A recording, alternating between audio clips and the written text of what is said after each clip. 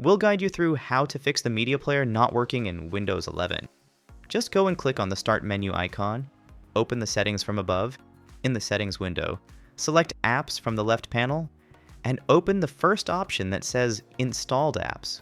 Now here's the complete list of applications installed on your Windows. Just scroll and locate Media Player. Here it is. Click on these three dots beside Media Player and select Advanced Options. Now scroll down.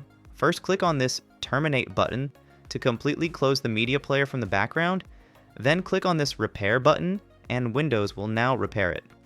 After repair, you can also click on Reset to reset the settings of the media player if wrong settings are preventing it from working.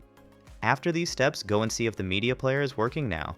If it isn't, you can again go to the same settings and uninstall the media player from here, as we will reinstall it again. Again, go to your Start menu icon and open the Microsoft Store. Type Media Player and search. Here's the Windows Media Player, just open and install it from here. A fresh reinstall should fix the issue. If you are trying to run a media type that isn't supported by the media player, you should go and try the VLC player, or this classic player to run those unsupported media files. And that's it.